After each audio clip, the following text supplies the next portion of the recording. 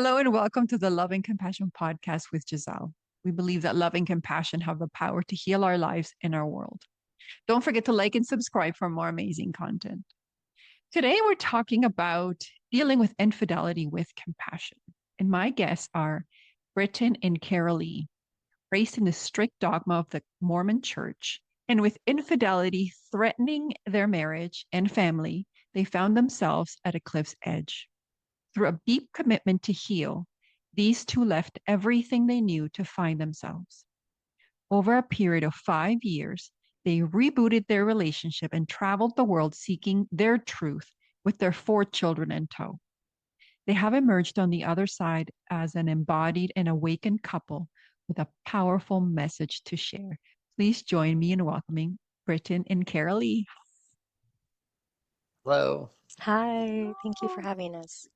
no, thank you for being on the show. I'm so excited to be talking about this topic because I think it's a challenging one, especially around how you manage infidelity. Can you start by telling the audience a little bit about how you met and got together and then how kind of the relationship evolved to the point where there was some infidelity?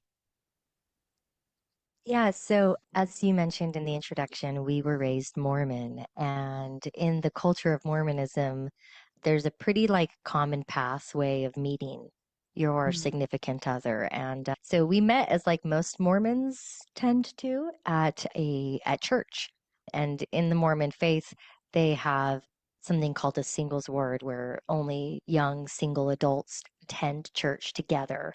And Oh, the main purpose is so that they can foster the opportunity for young single people to meet and find who they're going to marry. So I had graduated from university already in Britain. He was a missionary for the church and had just gotten back from that mission. And we went to the same church in Orem, Utah. And we literally met in the first meeting. It's called sacrament meeting. And right after the meeting was over, he came up and introduced himself to me. Do you want to add anything to that that first meet? There was a little sparkle in her eye when I saw her. And the moment that I first saw her, there was this connection. I didn't understand it. I didn't even know what it meant. It just seemed intriguing. And so for the first time and the only time, I went up and introduced myself immediately to a woman and asked for her number. So that was how we met at church. That was how we became mm, friends. it's lovely. So let's fast forward a little bit because you have like 4 kids now, right? which is Yeah. which is amazing. Must be a very busy. I'd like to get to the point where the infidelity happened. Was it that you guys were struggling in the relationship for a while, or was it a situation where there was really no signs that, like the relationship seemed to be going okay, and then this sort of just happened? I want to let me jump in on that. Yeah, you answer So first.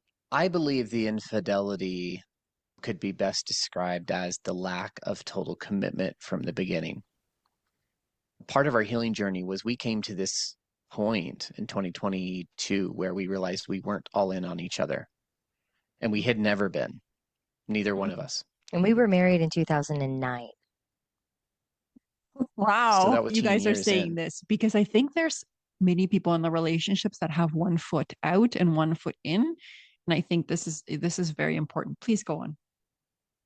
Yeah, looking back with the eyes that I have now, I can see that when I first dropped in to this relationship and this wedding, this marriage, and this whole thing, that there was a part of me that didn't want to do it.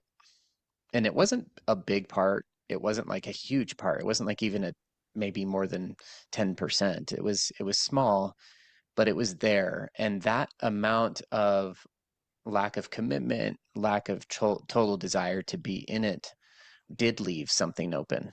It left my energy open. It left a way for me to leak my energy out. It left a way for ingress of others to come in. And so it began from the beginning for me.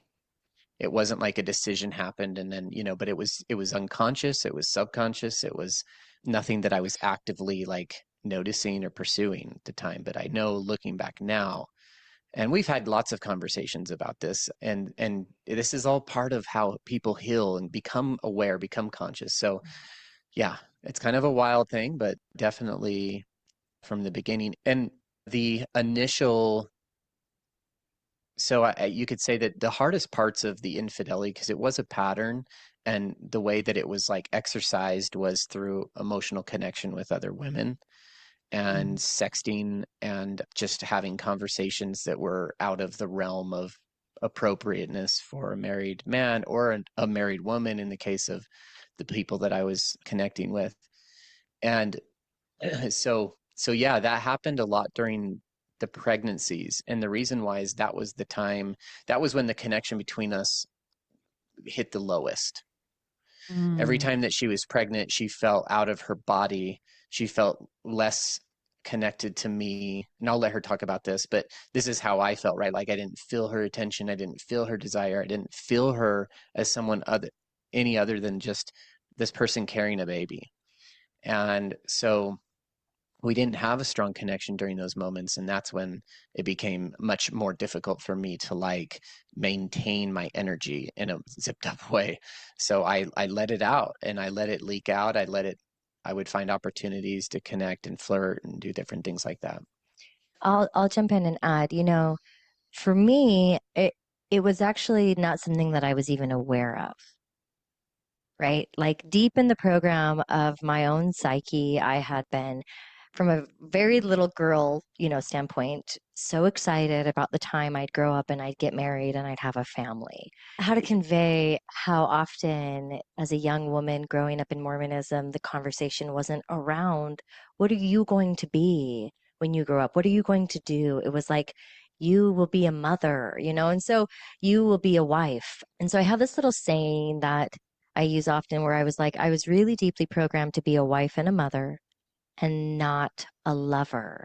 But I like really wanted that lovership, I like, so we were checking the boxes, I had found to me, this incredibly attractive man that wanted to marry me, and I loved him, and we really did love each other. There was such a spark and a connection.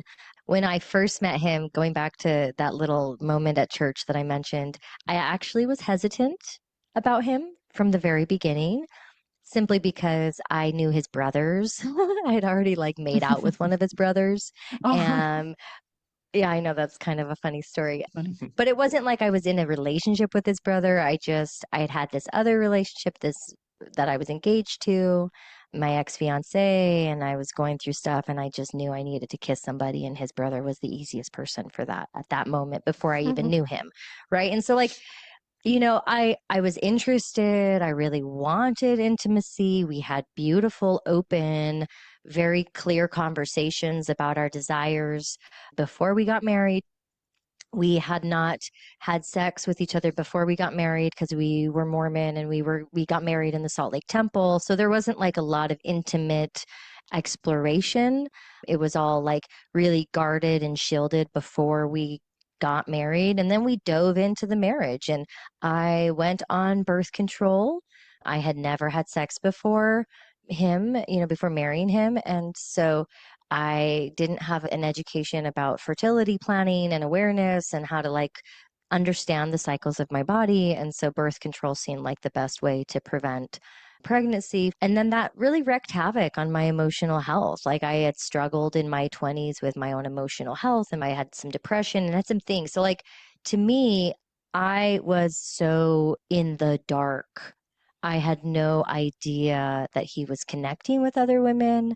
I had no idea, like, I knew that he would say things to me like, "Oh, I really want deeper connection." But even then, we didn't actually have the language or the emotional intelligence to really understand the depth of what we both needed and how to communicate that and how to not expect it from the other in like a really codependent way, And so the first disclosure of the infidelity occurred, like you said, during our first pregnancy, and he disclosed it actually after I had given birth, when our oldest, who's now 13, was just a little infant in my arms. I remember him telling me that he had met this woman and they had kissed, and that was really devastating and heartbreaking. But also, even in that moment, we didn't really know, we didn't have the tools of how to properly handle that and navigate that. It was just almost like, oh, that's a thing, let's brush it under the rug and like move on. And, and so it's an interesting time because now in our present state of awareness and understanding and the somatic and the healing and the journey of like the trauma informed healing that we've done, we're completely different people. So we see these agreements of partnership in a totally like enlightened, really embodied way now, but we lacked all of that in the beginning. And it took until we began our healing for us to really start. But then even that, it was a couple of years into our healing before we really understood and were able to make the right kind of agreements that were both in alignment with ourselves, right? So yeah, it was a hard journey, right? Like super, super hard that in the beginning years we kind of almost tried to ignore and then move through and continue on. I thought making really good food and taking care of the home would be how I would show my love. Hmm. And I did all that really well, and so it was devastating to me that it wasn't enough. But I see now why it wasn't enough. But I don't want to like paint the picture that he cheated because I wasn't enough. Like it's not that, right? Like Yeah, there no, was yeah. different energy of what he needed and what I needed. And all of this was the catalyst that really helped us see what needed to shift and who we are as individuals and who we are as a couple. Yeah. And thank you so much for raising like the whole programming around marriage, because I think that's sort of a starting point for our conversation. What I mean is that what you said, Carolee, which is women are programmed to want to have that fairy tale happily ever after. You look at the old Disney movies and so on that you probably grew up with, that I grew up with. They never tell you what happens after the girl goes to the castle and gets married. They don't talk about like him Right. living the dirty clothing and all of those things. And it's so funny. I'm happily married. And at the same time, I also reflect on the fact in my marriage journey. And I think to myself, that's so interesting that a decision I made when I was 27 was expected to last me the rest of my life. Right. Mhm. And I am very grateful that I have gone on this journey and that I have grown and expanded. And so has my husband. And we have grown and expanded together, because there was times when we might not have made that choice of growing and expanding together. But the whole concept of marriage, that you make a decision at one point in your life based on the awareness and experiences you have at that time, and expect that to last the rest of your life. It seems paradoxical, does it not? Just from that perspective. Well, It's yeah, immature at the very least, and it's detrimental at the worst because we are human beings. We're growing, we're evolving all the time, we're gaining more experience and wisdom, and to think that we can make such a monumental life decision around and something so solid that's just going to be whatever way and not have that be confronted with new information, well, it just shows our immaturity. It also, I think, paints the immaturity we have as a culture around marriage, and this idea of the princess and the fairy tale and all of that, because, our reality tells us so much more. When we look at the statistics of marriage, for example, I think in the United States, 40% of divorces are around infidelity. In Europe, it's around 50%. So this is a worldwide pandemic problem of people. Like epidemic is probably the best word for it. It's an epidemic that everybody is dealing with, or at least someone is dealing with it. And so we're here to talk about it in a real way because we understand, we've walked its past, we know the darkness of it, we know the ins and outs, the sneakiness of the leaky energy of the unconsciousness, and yeah, we have a lot to share. and I want to add too, just on that program kind of conversation, right? Like even like talking about Disney princesses is a perfect example of one way in which as women we're programmed to think that a relationship's going to, you know, be this thing. In my healing, there was a point actually in the spring of 22, April 2022.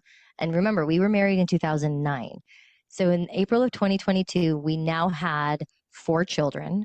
And we had already been deeply, like, we left the church in 2019. So we'd been out of the church now for a couple of years, and we had really been giving everything to our healing. I actually had this really powerful awareness come over me about the program that I had been a part of. My ideas around what I expected a relationship to look like and marriage to look like. And I realized as I sat in deep reflection, and it's hard to sit in deep reflection about the programs and be like, where did this come from? And do I even want it anymore? And to admit that, there's a great amount of courage that comes when you're willing to like look at yourself that deeply. And I looked at it and I looked at everybody around me and I was like, most of the women that I know, we're all married, we're all in this same thing, young children moving through, and even like the older women that I knew at church, the older women my mom's age or even between, I like started thinking about everybody. And I said to myself, do I know anyone whose relationship is something that I'm like, boom, that's it. That's the relationship. That's the marriage that I really admire. And I realized that I didn't know anybody whose marriage I was like, oh wow, they really made it. I was like, well, when I'm with this person, she just complains all the time about her husband, and I complain about mine too. And when I'm with this woman, we get all nitpicky about this and that, and and when I'm with this woman, we're not free. Like I just realized that we were all, and then we were all like in our own misery altogether. And what I identified was, oh, this is because of these core beliefs, this programming that says marriage is supposed to be this certain way. We all drank the Kool-Aid and didn't actually determine for ourselves what a partnership for ourselves individually was supposed to be like. So what did I do in that moment of realization that I, at 7 years old, was attached to somebody else's idea of the perfect relationship? I, at 12, at 14, at 16, all of these different points in my life that I was absorbing this program, I decided to cut it off.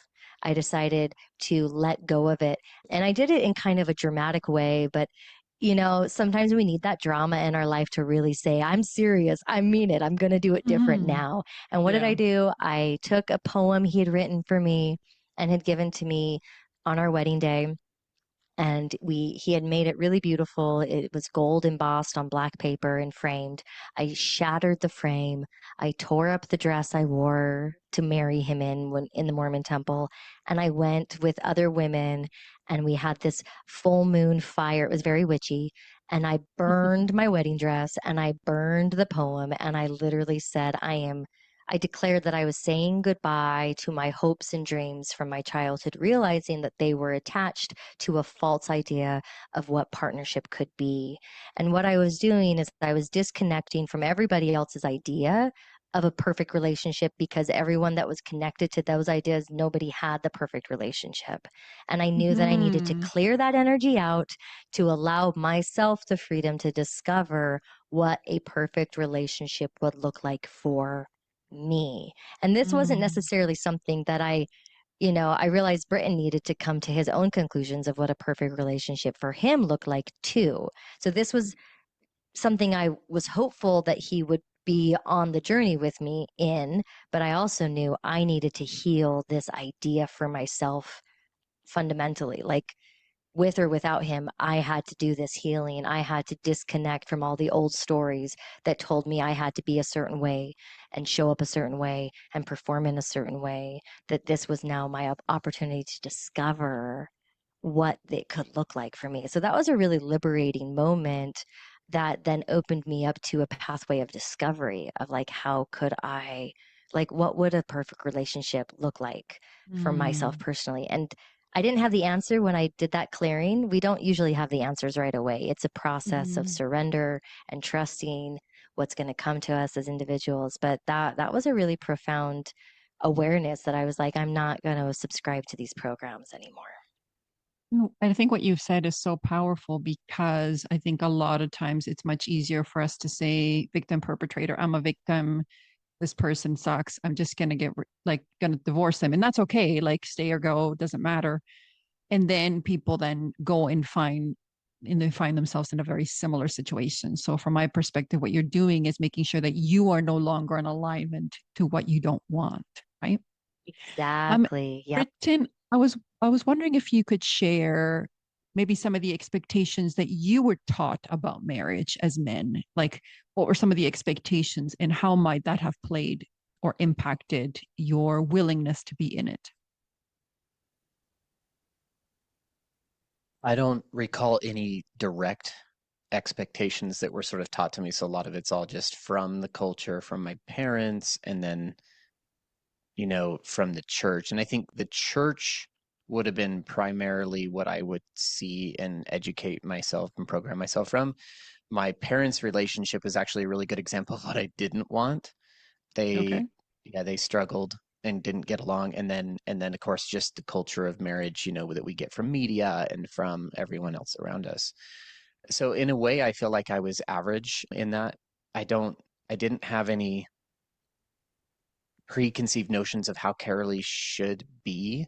I think I struggled a little bit with financial joining of the finances early on, but like Carolee actually helped me see that.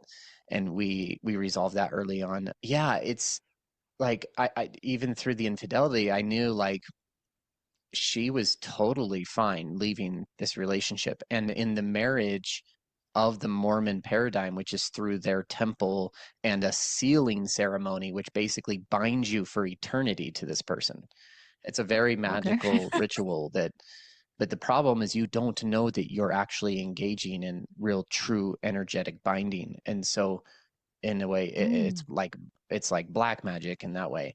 wow. So I don't know. Like I didn't have expectations on her. Part of me wanted just in my own personality of freedom and sovereignty. I wanted her to be more free than she was. She was a little bit, what's the word? Well, codependent. We went through a lot of codependence, and there was this needy part of me. I think the one thing that I always was bothered by her was how she would be like begging for me to give her compliments from time to time in her life. At the time, it was like really important for her to hear me say things to her, even when it wasn't fully genuine or authentic. And I found that very interesting. So interesting stuff that we discovered as we went through our healing journey. But yeah, I don't know. I was just kind of an average dude. So thank you for that. Thank you for also mentioning the whole compliment thing. As a person who used to be very insecure in relationships, I would look for that sort of like positive affirmation to confirm that I was worthy and good enough to stay in the relationship and that the person wasn't losing interest, because God knows there might be a better looking, more interesting person out there. So I found myself needing that constant affirmation and would get very threatened if the person was looking at someone else or making comments about someone else. And Mm, so it was really when I found my own self love and self compassion, once I actually filled my own bucket and knew that I was enough, that I really didn't need it anymore. But mm, Carolee, I relate. mm. I wanted to go back to, because at some point there must have been like some level of ambivalence, right? Like stay, go, stay, go, stay, go. I mean, Carolee, you're both doing the brave thing and looking at your relationship, but you have 4 kids, right? And so kudos to you for handling that and being honest with yourself at a time when it's so easy to go, okay, well, I have 4 kids. I'm going to turn a blind eye and just white knuckle it through until they grow out. And then I can start looking at my relationship. So it takes a lot of courage to do what you did. I wanted to talk about ambivalence though, because there's so many people that are ambivalent in terms of stay, go, stay, go, stay, go. And so if they're in the relationship and they want to leave, they don't, they cause their suffering. And if they want to stay, but then they want to punish the person, that causes everyone else suffering. Were you ambivalent, and what sort of helped you get beyond that ambivalence? Well, in the early years of, like, for example, that very first incident of betrayal that he disclosed, we brushed it under the rug, right? And just kind of then proceeded forward, not realizing the energetic pull and weight that it actually was creating for both of us emotionally. And then we had our second child and then our third child. And after our third child, there was an even more significant incident of betrayal, to the point where it was like, I said to him, if you're not going with me to therapy right now, I'm done. Right. Like it was kind of that threshold of like, this is so intense. This is so wrong. This is so hard for me that if you're not even willing to meet me in a place of like moving towards a direction of healing, I just don't even want any part of it. But I will say that's what I felt. And so we did start going to therapy. We found a couples therapist, and then I found individual therapy, and then I found yoga, trauma-informed yoga therapy for women that had also been through betrayal. And I found all these different avenues for myself personally. But, in those early phases, I don't know if ambivalence is the right word to describe what I was really feeling. There was fear. It was like, what would my life look like without the masculine, without the provider? I was an adjunct faculty at a university in Utah teaching photography, but it was like just a supplementary kind of fun additional income. It wasn't an income that would actually hold me, and we had just built this house, or we hadn't built a house yet. We were in a home that we owned at this point. We ended up building a house later, and there was fear. There was fear of the unknown, deep women who are in cultures like Mormonism aren't really supported in discovering how they could provide for themselves. Like my parents didn't really, they wanted me to go to university, but they wanted me to go to a Mormon university because the whole purpose of me going to college was so that I could be in the space where I could meet a man that I would then marry. And the man would need to be Mormon, and he would have needed to have served a mission. And then we would have needed to have gotten married in the temple, right? And so like I did go to university. I actually graduated with a degree before I got married, which I was actually upset about. I felt like I failed my college experience because I didn't get married during it. I met Britton after that. Like, this is how deep the programming was. So when it came to this point in our relationship of, do I stay? Do I go? What do I do? How do I feel? There was so much fear around, well, how do I even provide for myself and be a mom? And, so there was in that early phase, there was a lot of more just stuck energy. We both kind of felt stuck, and we would sort of come to the conversation to talk about, could we separate? And then we just both couldn't even have the conversation. And so we just sort of were in this point of this place of suffering, and the therapy was helping a little bit. It was giving some voice to the anger. It was giving some voice to the pain, but yet we were still kind of stuck, and that's when some plant medicine ceremonies and like MDMA actually really came in clutch to like save us, because, we realized that we were willing to like look at ourselves, and it might have been different had Britton been like, oh, I actually really want to be in a relationship with this woman that I'm entertaining, right? But he never wanted that, even though he was entertaining the women. And some of these women, this one in particular, had said things to him like, oh, I could totally take care of your kids, and that made him go, I guess I could let you speak to that, but it was kind of, would tell me that made him kind of pull back and go, wait, no, like I'm not, and so there was this dance that we were doing. It was very private. I was so scared to own my truth. Nobody knew. I had only a few friends I had disclosed in that I was going through this, and their advice was awful. It really didn't feel supportive. And so I realized pretty early on that the truth of my story wasn't safe with anybody. And so I had to kind of hold it within myself and just just like move slowly through it. And, I realized in the heat of those moments, those aren't wise times to make a drastic decision that could change your life. Like, we kind of just needed to sit in the fire for a minute and see what emerged. But it really wasn't easy, and it was rooted a lot more in the fear of what life would look like as a solo woman more than anything. And how can I navigate that? How could I provide for myself? How could I tend to my children? And yeah, like did that answer your question?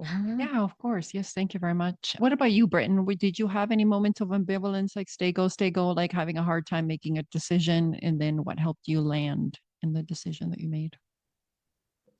Yeah, this is actually like an important part of our healing journey. So throughout all of it, I actually never ever desired to leave Carolee. And it was so that was this weird energy of like trying to just feel fulfilled, trying to feel desire from the opposite sex, trying to feel connected to the opposite sex and sexually, and not getting that in my relationship, so seeking it outside. And as we began our healing journey, the, the triggering was too much for her. It was just she was living in PTSD, and I understood, and I was feeling very so much sorrow for her. We had we were already healing and everything, but it was just so deep, right? And she was trying to uncover the layers, but Carolee sometimes needs just that little push to like push her into the dark so that she can just truly look at it.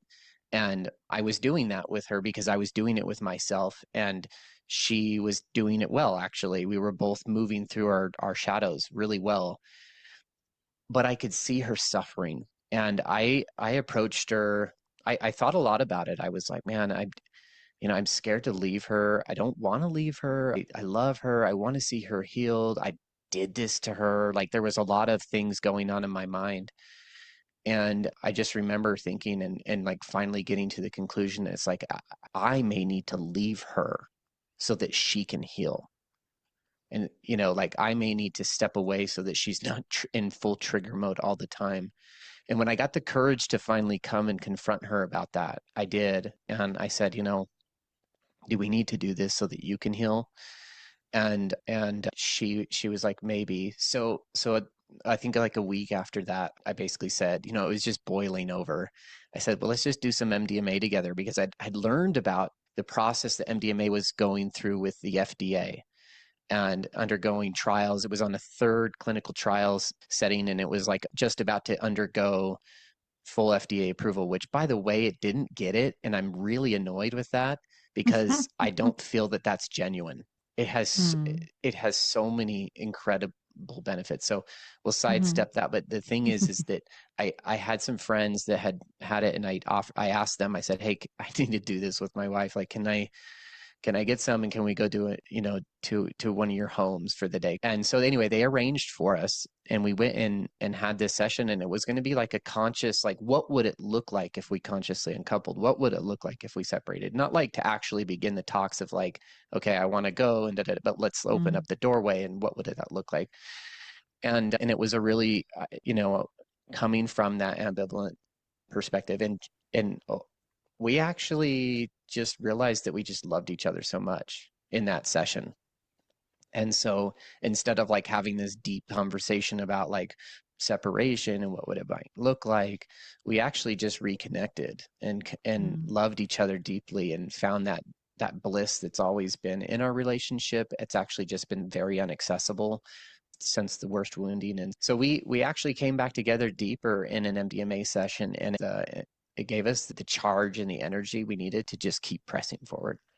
I want to add to just hearing him share that actually brought a full circle moment of memory into my mind that I feel is important to also just plug in here with this point of the conversation. You know, when we were traveling the world, we had sold everything, and at this point, this was now fall of 2023, we were living in Egypt. And in Egypt, I had felt called to an 11-day container for women.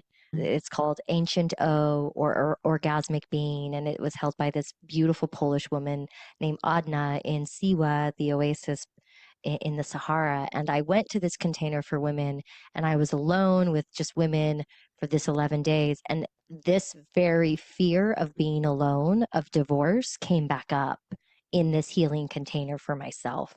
And actually, I had to confront the energy fully and heal this idea that I couldn't be alone. Because the idea that I couldn't be alone, that I couldn't care for myself, was part of what actually kept me in the marriage, right? And so, yes, the MDMA helped. Yes, him actually not wanting to be in a relationship, in a marriage partnership with anyone other than me, all of that really supported us in to like stay when it was so painful, to stay when it was so difficult. But I had to come to a place of so much love for myself that I knew that I would be okay with or without a man taking care of me. And I was so confused a little bit when that energy emerged. You know, I'm in this container for women, I'm healing. It was like this priestess oracular. We're at the temple of the oracle, we're in the Sahara, we're in these salt pools. Like, it was so magical. And I was thinking, you know, this was towards the end of our journey of traveling the world together, that this wasn't the time that I thought I'd be looking at divorce. But all of a sudden I'm in this container, and all of a sudden this pulse of like, you just need to divorce him, you need to divorce him, you need to divorce him was coming forth, and it was pouring through me. And I was like crying because I was like, no, I like did all of this, I've made this decision so many times to stay. Why now? Why now am I being confronted with that energy of it's time to leave? And I realized it was because I had been so afraid of the energy up until that point that I hadn't actually really sat with the possibility, and it really was rooted in my fear of being alone. And once I realized that I didn't need to be afraid of being alone, that as a woman I could provide for myself, as a woman I could take care of myself, that I had skills and tools to be free and abundantly provided for. Like, that was so monumental in my healing. I came back to him from that journey, basically telling him I had to like face divorce in the, you know, I had like stand with that idea. And he was shocked by that because, again, I was shocked by it. But I realized through that I just really needed to allow that timeline to have been a reality. Wasn't even really willing for it to be a reality. But once I allowed it to be a reality, I had the freedom of choice to say, no, I'm still here. Yeah, and you're making a conscious choice, right? Then making a choice out of Yeah, fear and regret and whatever. Like, if you are making a conscious choice to stay, that also helps you stay from a more compassionate and loving place. exactly. Britton, I was wondering if you could talk a little bit about some of the shadow feelings you were talking about, because it must have been difficult if you cared at all about Carolee to watch her suffer and understand that your behavior was the cause of that suffering. How did you deal with that kind of the shame and guilt and maybe some of the other difficult feelings you might have felt? Yeah, that was difficult to feel very responsible about everything that was happening in her body. And it was putting so much discomfort in the relationship and distrust, and the trust took so many years to rebuild. And I kept asking myself, like, why am I even doing it didn't really make sense to me, Giselle, like why I was actually seeking, because I didn't at that point in time I didn't fully understand why. I hadn't confronted the shadows and looked at them and everything. And so I carried that with me for a long time. As a man in Mormonism, like with the programming, I was horrified at what I had done. And I felt almost unforgivable in the eyes of God. Like I didn't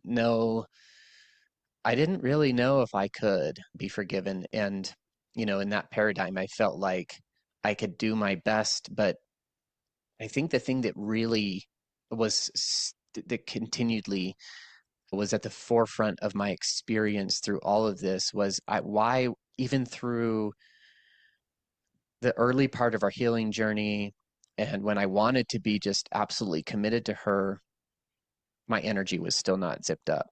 My energy was still leaky. I could still feel temptation from other women. I could still feel it. And I didn't understand, like, am I just going to have to live like this?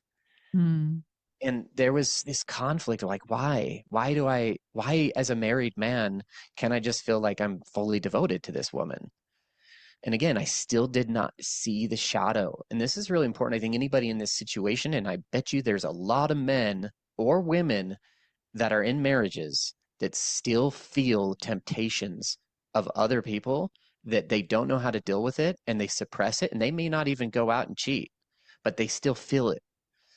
I can tell you right now, as a healed man, I do not feel that. And I understood fully why. Now I do. So knowing that I was still dealing with that, like the turmoil within me was so I just couldn't trust myself. I didn't know if I would make a mistake again. There was just a lot of that. And so, yeah, like it took so much to finally confront those shadows, like, and when Carolee and I talk about this all the time when we share podcasts or when we're coaching and stuff, but like we hit these thresholds of truth where we had to confront the thing within us and realize, oh, actually, this is what I want. And for me, I needed sexual exploration. I needed more. My body, my desire was deeper sexual exploration.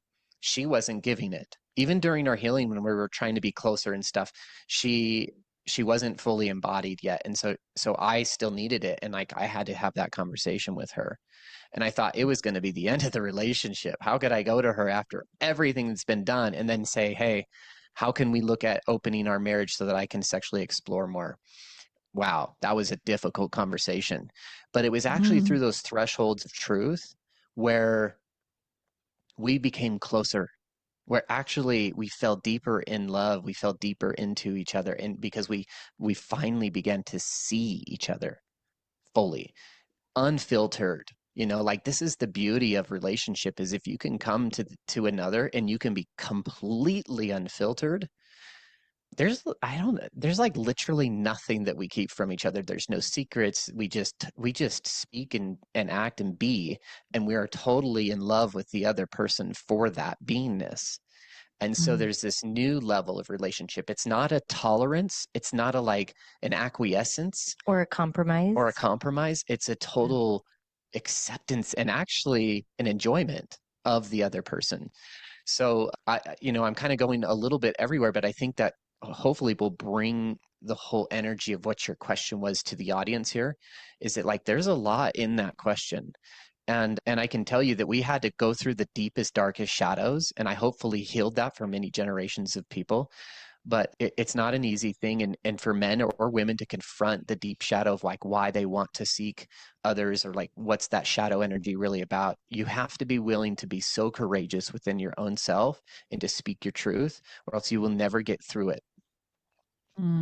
Yeah, I love what you said. I think what I'm hearing you say is basically the importance of really being honest with ourselves about what we need, right? Like you're going outside of yourselves to look for all of these things, and even outside of the relationship. But what helped you is to be really honest with yourself first and then with each other about what the real needs are. And that sort of goes to what I was going to ask about men in particular. And it could be that I have my own misconceptions, because I do feel that we have been programmed to believe certain things about men and certain things about women. And the need for men to have that sexual connection that, I mean, women have it too. Like this is not a thing that women don't want to explore. But I was curious because, again, I don't know if this is my own limiting belief. I don't know if men are always socialized to express the fullness of their needs, especially emotional and nurturing need, that may go to the heart of why that comes across as a sexual thing. And so sometimes men don't necessarily seek out sex. Sometimes it may look like it's a sexual connection, but sometimes maybe there's a need to connect in a nurturing way.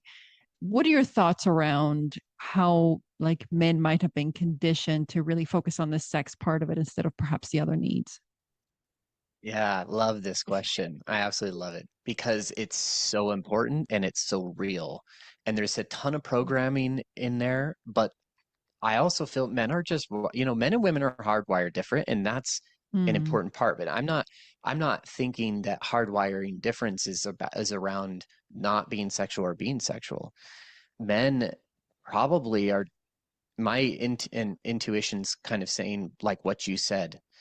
I want a deeper connection with her. It didn't have to necessarily be about sex, although that was important.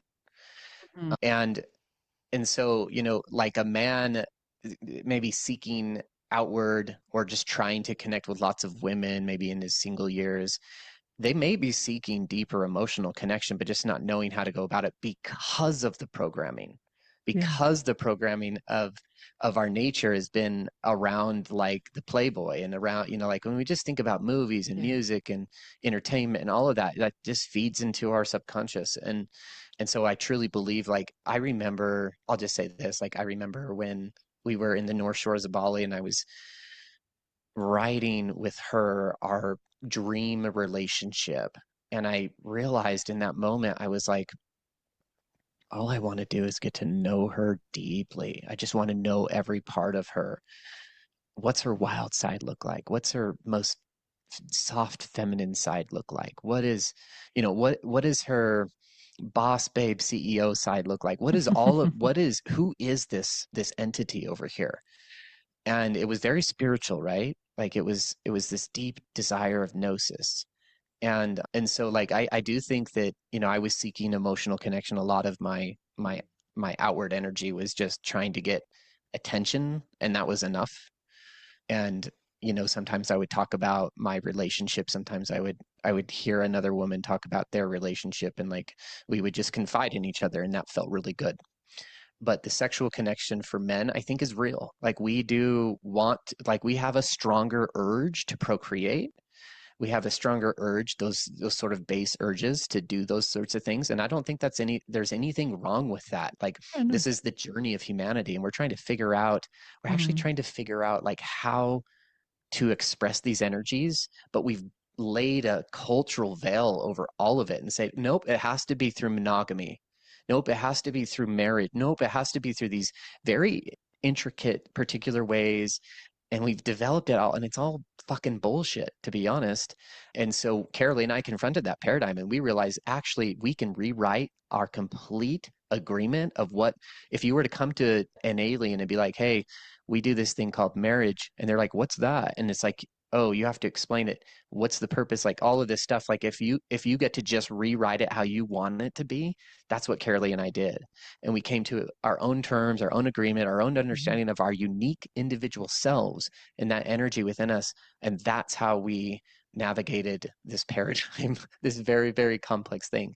So yeah, I think men do want sex. Like there's no women actually do want sex too. I think there's actually a deep desire for women to be embodied, but because they've been told their whole life that you must be pure, you must be chaste, you must do all the, like that's been turned off for millennia, right? Millennia. And so like if you could shed all of those layers and programming, what would an embodied woman look like today? What would an embodied man look like today? And Carolee and I are really trying to be the example of that in our relationship. And that's how we coach, is like, finding embodiment, and the sex life, it just explodes after that. So anyway, hopefully I nailed it. I would add too that there was a moment in his healing that like really opened my eyes, and I was like, whoa, I wasn't even expecting that, but like I'm excited. And it was when he had this beautiful Kundalini experience, and then as we were integrating, he realized he like said, oh my goodness, emotion is the language of the spirit. And up until this point, he had been this very linear, logical, like provider. So left brain. He'd been really like, in fact, when we would get in arguments, or I'd come at it from it was a very feminine masculine dance, but like unhealed. I was the unhealed feminine that'd be like, listen to me, I want to, and I'd talk, and I wouldn't let him go, and I'd really just drill home to whatever issue I was having, and I'd get irrational, and I'd be loud and emotional, and he'd pull back because he had wounds from his own mother and her irrational, crazy behavior. And when I would get loud and big and female, he'd get a masculine pull away, and he'd say, I don't want to talk to you right now, and that'd make me want even more. Like we had this dance that we did with how we communicated, to where it was like emotion was bad, emotion was wrong, emotion was a bad way to communicate, and that activated my emotion even more because I was like, hear me, but when he was like, wow, emotion is the language of the spirit, and he understood that he had been closed off, his heart had been closed off, it like took him into this descent into the emotional body, descent into the feminine. I really feel like the masculine, he has healed so greatly because he's not been afraid to feel that energetic, emotional flow that's usually attributed to the feminine, right? And like what he's speaking to of like, what would an embodied woman really look like? That is a lot of like that inner masculine fire, penetrating desire. Let me ask and claim what I want. Like as women, we were programmed to not do any of that, right? And one of the main things that I realized is I had a deep generational pattern that I saw playing out in my mother, in my grandmothers, and on and on and on, was this idea that as women, we weren't even allowed to actually have desire. My desire was to make a really lovely meal for my husband. That's where my desire rooted. My desire was to like put together this perfect little house with a white picket fence and have really cute kids that are dressed perfect for church. And it looks really good, you know, and like I did all of that, but it didn't fulfill me, right? And I couldn't express my sexual desire because it was so turned off. It was inaccessible to me. And it was through my own conditioning, through my own programming, through trauma from my childhood, through trauma from my marriage, right? And so him claiming, oh, that awareness, that realization, that beautiful like change, that shift where he's like, wow, I can live from my heart. Don't have to be afraid of emotion. You know, there were still moments, several, where my fire would come out and I'd be really like, oh, you must listen. And he'd pull back and we'd still do that dance.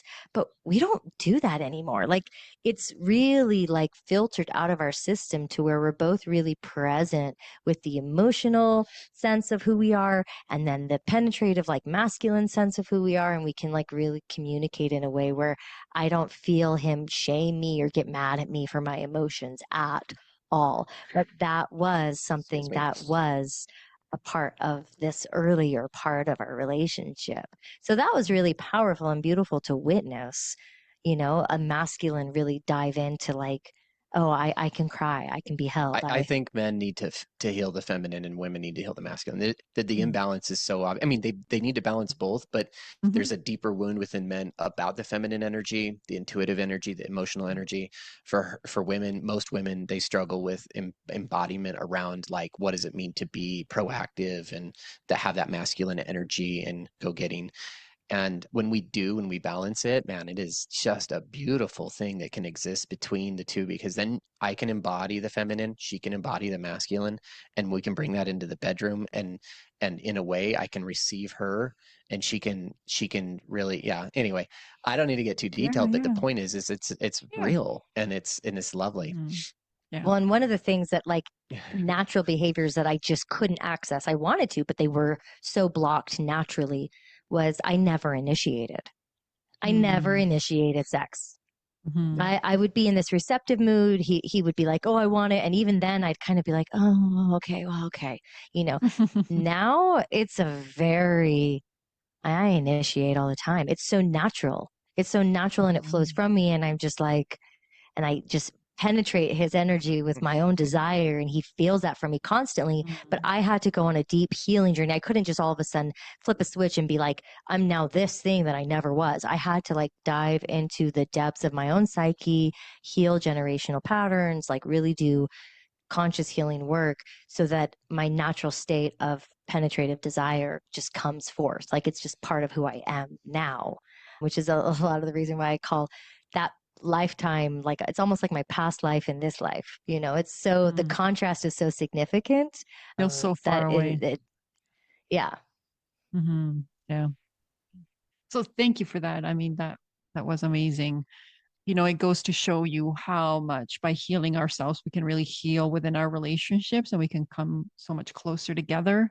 But we're not really taught to focus on our healing for ourselves first before we get into a relationship. Again, we're conditioned to seek outside of ourselves, find that perfect partner, find that date. Like even from when we're very little, right? Like you have to have a date for prom and all of those things. And so we don't really, you know, even teach our kids to really find who they really are and what they really desire first. We make desires wrong, and that can be challenging. How did your travel really help you kind of heal those aspects of yourself? Like, how did you make the decision to sell everything? Because that's also another courageous move. Most people are like, no, I got to have a home. I have to have all of these things. Because did you know where you were going to end up at the end of that travel? Like, so talk to me a little bit about that and how that helped you with your healing. So it's actually another answer around sexuality. Our story is about sex. I was looking outside for sex. She wasn't embodied for sex. Yeah. I wasn't healed around sex.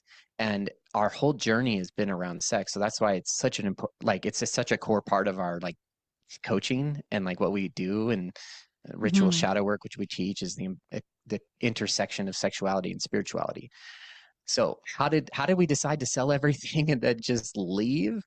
Well, around the same time that Carolee was talking about all these things that were going on, where she did that ritual of like, burning her wedding dress and ripping up the poem that I wrote her for her wedding day, I had also burned our marriage certificate the month before. There was a lot of like this energy of just dying to the old relationship, dying to the old way of living. And we decided early in that year, and this is why we were doing so many like deaths, is we decided we were going to live the full fuck yes. So there's a book called Becoming by Ben and Azria, and we read that, and it was like, the living the full fuck yes is like, sounds so cool. Just in full embodiment, everything you're doing, just like, yeah, I'm in, And so we had to get in on our marriage and our relationship and our commitment to each other, and that was part of it. And we called in a sexual re-education because of we were aware enough that our upbringing was horribly, shame and trauma ridden around sexuality. So we called in a healing experience for that, essentially, and we were guided to a place called ISTA, which is the International School of Temple Arts. And it is a week-long container, and level 1 of that is called Spiritual Sexual Shamanic Experience. And we did that together as a couple, which most people attended not. Very many people are like going there as just single people. It's not like a place that a lot of couples attend, but we did that. And there is a whole podcast we could do and talk about that whole thing. It was amazing. Absolutely remarkable magic that happened there, including for her, she had a full body orgasm, which she'd never experienced before, where her body was just absolutely shaking and moving through convulsive muscle movements and crying and laughing and crying. And it was like such the massive release. And it was so beautiful to witness.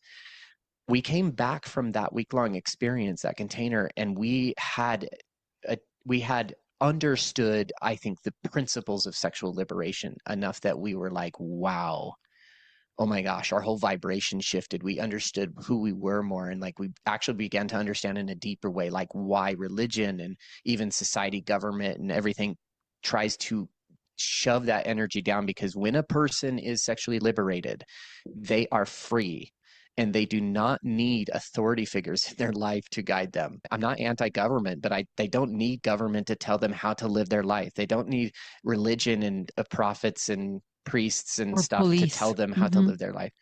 They don't need these figures. And patriarchy and hierarchy just dissolve in that liberation. So we immediately were like, we felt out of the north, like we were out of our place. Like, we're in this Mormon culture that's so repressed, and we were like, dude, this is so not us anymore. So we actually turned to our divination practice and kind of guided into an opportunity to like say, let's, you guys can offer it all up now and just take, like almost the words of Yeshua, like, what should I do? And this disciple goes to him and says, what should I do? And he says, sell everything and follow me. And in a way we did that. We weren't trying to be Christian in that, but we were seeking a deeper spiritual connection. And so it was that week we returned, and we were like, we're going to sell it all, and we're going to go to Bali, because we had no idea what actually we were going to do. And so we did. Within 3 months of returning from that, or 2.5 months, we had sold everything and decided to move to Bali with our 4 kids. Did your family think you were crazy? Yeah. Or were they like all like, who doesn't? Oh, yeah, go ahead. Yeah. Well, it's funny because we were back in Utah for spring break just this spring. And while we were there, we connected with a friend of ours who we've known for years, and she is acquainted with some people from our neighborhood where this house was that we had sold. And she said that even to this day, this person that she knows that used to be a neighbor of ours refers to us as people who totally are off their rocker. So, there's a lot of people like which we like. I laugh about it. There's a lot of people in that neighborhood, that didn't understand us. Just to kind of also put this into context and perspective, we had been so afraid to admit the depths of our woundings and what we were truly going through and healing and understanding about ourselves, to where I was in this neighborhood and there were people that I knew, but like I wasn't actually really known by them. And I didn't feel safe enough for them to like truly know me. And then we dropped in for this week-long container in the mountains of Colorado outside of Denver, which now we live in the mountains of Colorado north of Denver, a little bit different direction, but we're here in Colorado. But we had dropped in for this week-long experience for healing. And when we showed up, because of the nature of inner child work, shamanic healing, shadow work, and sexual liberation, we showed up and we fully owned our story. Hi, we're Britton and Carolee. We're ex-Mormon. We've been through betrayal. We have 4 kids. Like all of the things I couldn't even tell my next door neighbor, I was now admitting to like this room of perfect strangers. And that week felt like we were together for almost a month. It was a very different time space when we, and those friendships that we formed, everybody who knew my truth did nothing but celebrate it. Here I was so afraid of all the judgments that I was actually constantly receiving, consciously and subconsciously, from my community, from family members, from friends. Like the judgments that were projected on us were so severe that it was starting to traumatize our children. Before we went to the healing in Colorado, there were certain people that our kids really loved playing with their kids, but then they were pulling back and trying to be controlling of our children and like saying they didn't want their kids playing with our kids. Like we got that because we were no longer Mormon, and that's a threat to that culture. We are ex-Mormon, we're apostates, we're this and that. Like there's a lot of fear around the liberation of the soul when you're in a controlled paradigm. And so, to have that contrast of people being like, you guys are amazing. We love you. Like your story is powerful. Wow, you're together and you're here. Like we were celebrated in a way that we had never been. And then we dropped back into Utah the next day after arriving back from this week-long experience that was so liberating, to 2 more text messages from other parents saying, yeah, we're not going to have our kids play with yours anymore. We just were like, okay, we don't belong here. And I couldn't almost sell my possessions that I loved. I loved my home. I loved all of our furniture. Like I really love a beautiful space, and I'd put a lot of heart into building it. And I was like, it can all go. It can all burn, essentially. Like I can't sell it fast enough to get out of here and show my children that there's a completely different way of living and loving and connecting with the world and with community. So yeah, when we first got back, we were like, what are we going to do? What are we going to do? And like Britton said, we dove into some divination and had this like 6 different sessions where they all said the same thing. And we're like, this is crazy. This is wild. What are we, And so then we're like, where are we even going to move? We put our house on the market before we even knew exactly where we were going to go. And then we were like, well, I guess we need to sell all of our furniture. We don't want to like put this in a storage unit. And so we started just moving. We started moving with that flow and putting everything up, and people did totally think that we lost our minds. And I will add, in the Mormon context, there's so much like it's called like the prosperity gospel. You live the gospel and then you prosper. And so the fact that we came back and we sold our house and everything was lining up, not only did we sell our house for like at the right point in the market to a person that was really excited about it. This individual also bought all of our furniture in our house. Like it was so seamless and so much what a Mormon would call a blessing that they were confused. We literally had breaking minds. Yeah, they were like, you're living a way that you actually aren't supposed to be blessed. Why is everything working out for you? This is, they didn't understand. And yeah, it felt wild. I would say in a way, I love that my life is a testament to the fact that you can live however you want. and have, because we were so much in fear like our whole life, you have to live this way. But our life is a testament to those in religion seeking better way, like that you can live however you want and you will be blessed all the time. But Yeah. if you, the more you follow your heart, the more you're in sync with your actual self. So that's where the true blessings are. So we Agree. went to Yeah. Bali and we didn't know. We were there for 5 months. And even in that journey, we thought we were moving there, right? There was so much unknown of the future. And it was just a constant surrender to Yeah. the unfolding. And I think to live boldly like that is a threat to institutions. To be your biggest, brightest light and to live your boldest life with that surrender, with that level of trust, can feel threatening to institutions and individuals who rely on the fear and control. I've been reflecting a lot about this, the whole concept of misery loves company. When you see somebody shining their bright light, the immediate response from the majority of people is to try to bring that person down. And why is that? Because there's a fear associated with it. I probably can't get there, so it's better for me to pull you down than to try to work my way and say, I can be that too. Crabs in a And bucket. so shining your brightest light and living from that place is the biggest threat, which is why society in general that we've created, because as human beings, we tend to be very fear-based. We need that conformity. Like anything that seems aberrant to that box that we have deemed as acceptable seems like a threat. But I think the real living is outside of that box, right? How did your children take to you traveling so much? Did they enjoy it? Well, each child took it differently. The oldest Mm. struggled. He had to give Mm. up. He was living like a pretty normal life, right? So Mm. he was in soccer and he's got tons of friends, and it was really hard for him to realize that he wasn't going to be with those people anymore. And so as we approached him around, hey, we're selling everything and we're going to travel, but we're going to Bali and we don't know if we're coming back.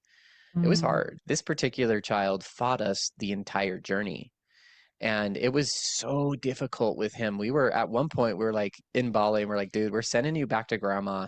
Like, you need to either get on board with this or you're going back. And Mm. when we did that, like we gave the decision to him, like, you can go back and be in Utah and be with your friends. Like, we're not going to stop you because like we really believe in that choice, that agency uh, of of every person.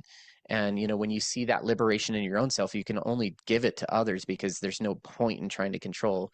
So it was like, yeah, we were just ready to hand it to him, and he said, no, I'll stay, like, but it was still really hard. And I just want to say, full circle, he absolutely totally respects us now around that whole thing. And like he's like so grateful that we took him on that journey. And he's come full circle to it and seen just the beauty of it all, and like how much it changed him and helped him evolve and grow. And like he's like so grateful for it. So yeah, it was, in a way, he kind of caused hell for us a lot of the time, but we struggled through it with him and we managed to get through it. Now he's on the other side of it. It's really good. Well, and I'll add too, he was the one that was getting the most pushback in the community. Yeah, He that's was the true. one that was like Mm. Mhm. that friends weren't allowed to be with him. There was so much tension and conflict that he and truly what I identified, because I was really deep in the shadow work and like looking at myself and seeing things for what they were, I was like, oh, these parents that are now trying to control this child, that are trying to limit him, it's really because they have a problem with me. And they Yeah. can't control me. So they And so they're do it going through the through, child. they're trying to control him. So what we identified was he was the recipient of behavior that was actually starting to traumatize him, and it wasn't a safe, Utah was not a safe place anymore for our children.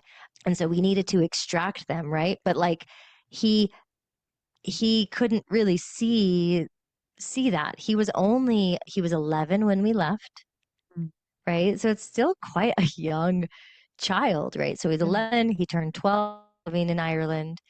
Even while we were living in Ireland, because he needed to just get away from us for a minute, we put him, the first ever experience he had like this, where he was 2 solid weeks away from us at age 11, almost 12, for a filmmaking and acting camp that was there in Ireland. And he went back last summer to the same camp. He's going this summer to the same camp.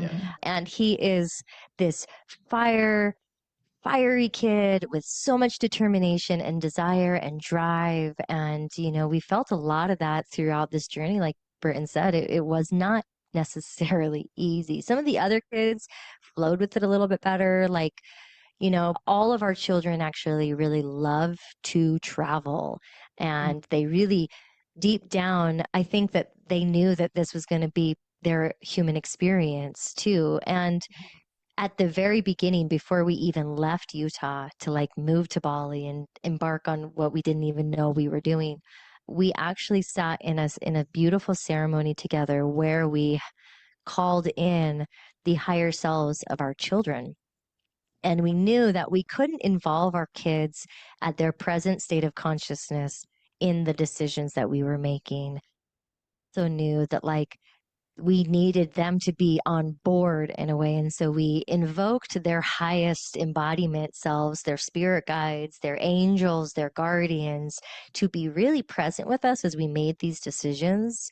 That I love that.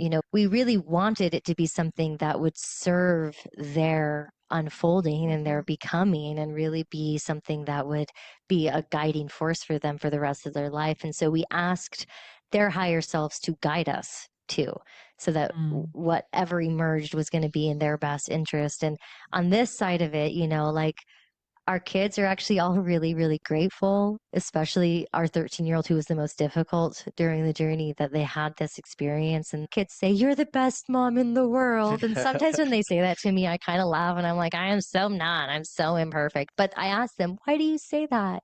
And they're like, "What mom would take their kids all around the world?" Like, it's something that's a really core foundational piece of who they are and what what they've been able to experience. They've been to Bali, Vietnam, France, Ireland, England, Scotland, Egypt. They've been to these places. They've stood with us in the Great Pyramid. And like, it was so magical for them to, while we were in the Great Pyramid going down the stairs with our little 4-year-old, she wasn't 4 then, she was 2. almost 3. Almost 3.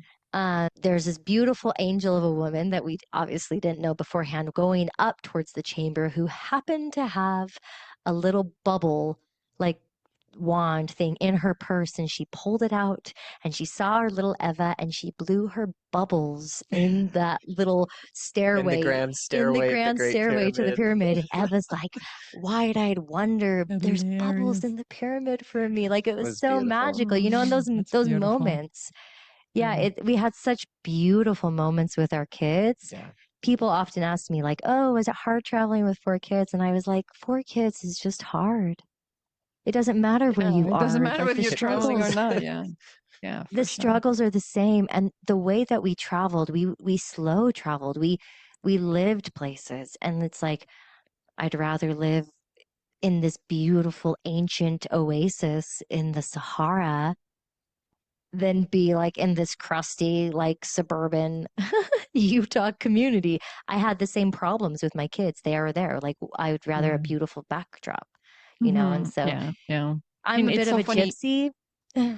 Yeah, so, we've been it programmed really to worked. want those things, right? To want the house and the picket fence and the car and all of those things. So living outside the box, I'm sure, must have felt so magical.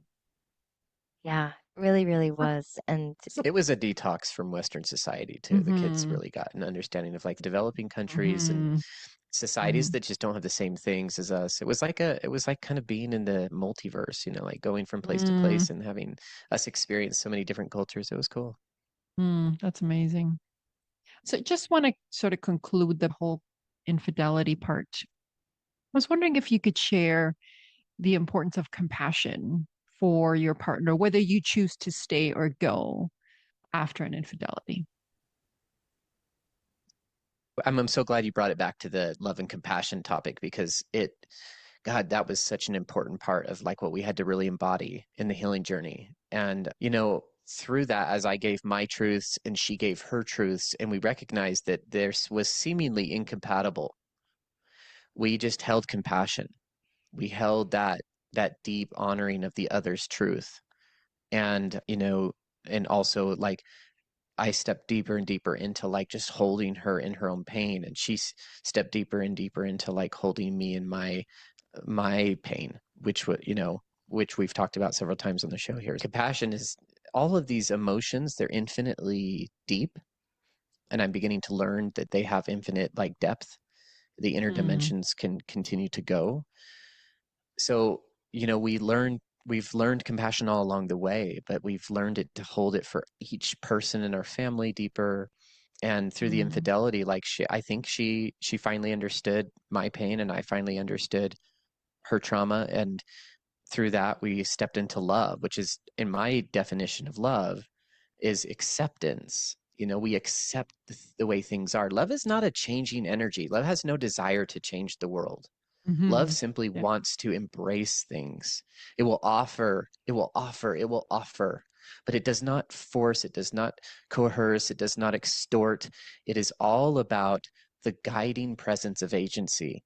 And so we offered both of those emotions deeply to each other, and we found each other in those depths. We found this beautiful connection in those depths. And I really truly believe Carolee and I's connection is multi-lifetime, like cosmic, perhaps twin flame, perhaps, the same soul. I don't know, but it is deep. And we love each other with such great compassion and love.